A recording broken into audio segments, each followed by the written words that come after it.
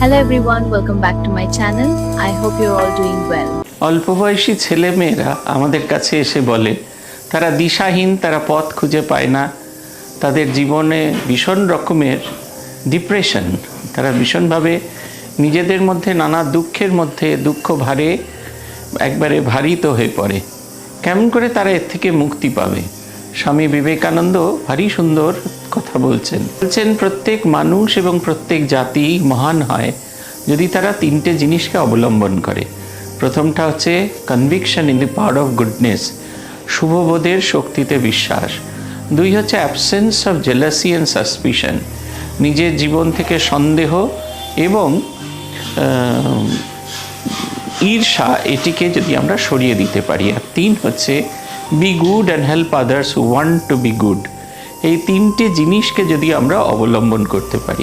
Conviction in the power of goodness, শুভবোধ। আমরা যে সময়ের মধ্যে দিয়ে যাচ্ছি, যে পরিস্থিতির মধ্যে দিয়ে যাচ্ছি, অশুভবোধেরই জয় আমরা দেখতে পাচ্ছি। কিন্তু এটা ঠিক কথা, যদি আমরা নিজেদের শুভবোধের প্রতি বিশ্বাস না রাখতে পারি তাহলে আমরা কোনো দিন শুভকর্ম করতে পারবো না। অশুভ হয়তো সাময়িকভাবে জয় পায়, কিন্তু শুভবোধ সবসময় জয় পায়। সত্যমেব জয়তে না অনৃতম। এই অনৃতম কথাটি খুব ইম্পর্টেন্ট। বলছেন ন অনৃতম, মিথ্যা কখনো জয় পায় না। মিথ্যা হয়তো সাময়িকভাবে তার বিজয় হয়, কিন্তু সত্য সবসময় জয়প্রাপ্ত হয়।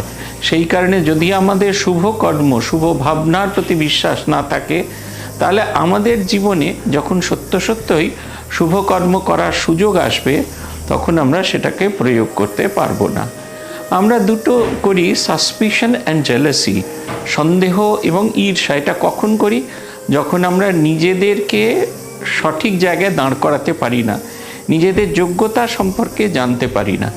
আমরা যত নিজেদের যোগ্য করে তুলব তত দেখবেন এই ঈর্ষা এবং সন্দেহ এগুলো আমাদের জীবন থেকে চলে যাবে। তাই নিজেকে পূর্ণাঙ্গভাবে বিকশিত করতে হয়। বাজ পাখি যখন উড়তে থাকে, সে উড়তে উড়তে এমন একটা আকাশে উঠে যায় যেখানে মরজগতের কোনো কিছু স্পর্শ করে না। তখন সে সামান্য থেকে অসামান্য ভূমিতে যায়। তখন তার এই জগৎ সংসারে কাউকে ঈর্ষা করার নেই, এই জগৎ সংসারে কাউকে সন্দেহ করার নেই। আর be good and help others who want to be good. নিজে ভালো হও এবং অন্যকে ভালো করার চেষ্টা করো। পূজ্যপাদ আত্মস্থানন্দজি আমাদের একটা কথা বলতেন, নিজের ভেতরে যদি আগুনটা থাকে সেইটিকে জ্বালাও, সেটিকে যত দাউ দাউ করে জ্বালাতে পারবে তাতেই হয়ে যাবে। আগুন যখন জ্বলে অন্ধকারের মধ্যে, তখন আমরা আগুনটিকে দেখতে পেয়ে তার দিকে এগিয়ে যাই। যত আগে এগিয়ে যাই তত আগুনের উজ্জ্বলতায় আমরা উজ্জ্বল হই। আরও এগিয়ে গেলে আগুনের উষ্ণতায় আমরা উষ্ণ হই। আরও এগিয়ে গেলে আমরা আগুনের অঙ্গী হয়ে যাই, আগুনের সঙ্গী। আমাদের নাম বদল হয়ে যায়, মানুষ থেকে আমরা আগুন হয়ে উঠি। দেখেন না, যখন দাহ করা হয় তখন আর ডেড বডি বলে না, বলছে আগুনটা জ্বলছে, বলছে না শরীরটা জ্বলছে, বলে না, বলে আগুনটা জ্বলছে। মহারাজ বলতেন যে অন্যকে বদল করার চেষ্টা করো না, নিজেকে এমনভাবে বদল করো যে জগৎ তোমাকে দেখে বদল করতে পারে। এটি স্বামীজির মত। B good and help others, want to be good. আপনারা বলতে পারেন এটা তত্ত্ব কথা, কেমন করে এটাকে ব্যবহার করব? স্বামীজির একটি ত্রিসূত্রী আছে। বলছেন we must have a heart to feel, a brain to conceive and the hands to work. একটা অনুভবী মন দরকার, অন্যের ব্যথা, অন্যের বেদনা অনুভব করার জন্য, এমনকি অন্যের আনন্দ অনুভব করার জন্য একটা অনুভবী মন দরকার। শুধু অনুভবী মন হলে হবে না, কেমন করে সেই মানুষের কষ্ট দূরীভূত করতে হয় সেটির জন্য একটি মস্তিষ্ক দরকার।